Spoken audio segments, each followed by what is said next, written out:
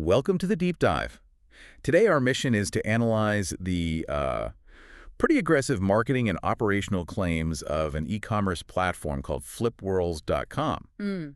We're looking at public data, consumer reports, basically trying to see what it all tells us about transparency in this high-discount retail space. And before we really jump in, just a quick reminder for everyone listening, this is purely educational commentary. We're focused on consumer transparency and marketing claims. Right. It's absolutely not medical, legal, or financial advice. Exactly. So here's the quick profile. Fliptwirls.com launched late 2021. It's reportedly operated by a developer in Madhya Pradesh, India. Okay. And the whole appeal, the hook, is this almost unbelievable promise of discounts. We're talking up to 70% off major brand name electronics. Which is a huge number. A huge number. Yep. So let's try to look past that glossy facade. What does the third-party risk analysis actually tell us about an operation like this? Well, the technical assessment immediately flags some pretty serious concerns. Scam detector, for instance. It analyzed 53 different factors, and it gave Fliptwirls a 45.8 out of 100. Wow. Okay, what does that number actually mean? 45.8.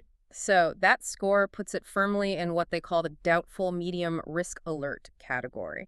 It suggests the site has, just enough technical infrastructure to function, Barely. but it's hovering right above that critical warning line. Okay, so there's some minimal function there, but how does that translate to what consumers actually think? What about confidence? That's where the numbers get, let's say, brutal.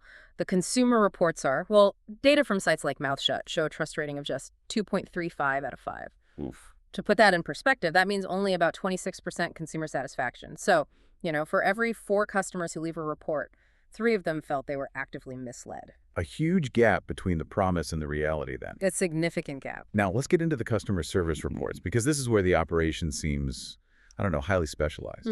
So a consumer places an order, the payment goes through, maybe they get a confirmation email, and then sometimes a series of what are believed to be fake shipping notifications, and then just silence. Complete silence. Customer service lines just disconnect. Emails, according to the reports, they bounce. The whole system just seems designed for, calculated minimal contact. And what's really fascinating here is the strategy they use for product fulfillment.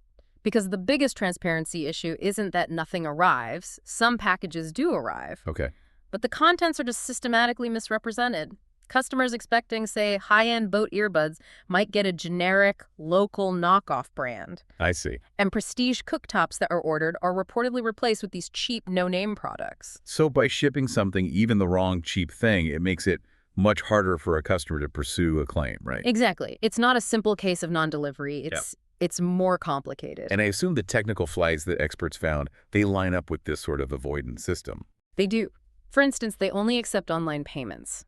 They flat out refuse the option of cash on delivery or SI. Which is a huge trust builder on other legitimate sites in India. So why is refusing SI such a critical operational flag? Well, it's all about leverage.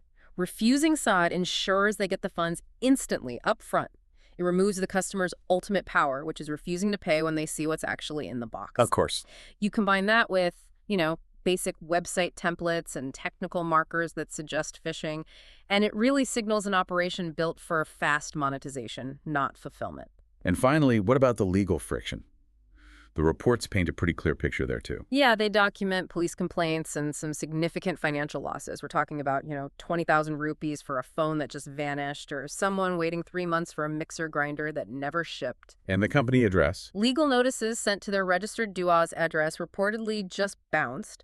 The location was found to be fake. So when you put it all together, what does this really mean for the average person browsing online? I think the analysis suggests that you should exercise extreme caution, especially when you see platforms relying only on these unusually steep discounts paired with low trust scores and really restrictive policies around payment. So our final provocative thought for you to take away is this. Considering this whole system where brand name products are advertised but low-cost replacements are reportedly delivered, how might an operation like this use the high emotional impact of a massive discount to overcome all the rational warning signs from a persistently low consumer trust score? It really makes you wonder if the discount itself is the primary product being sold.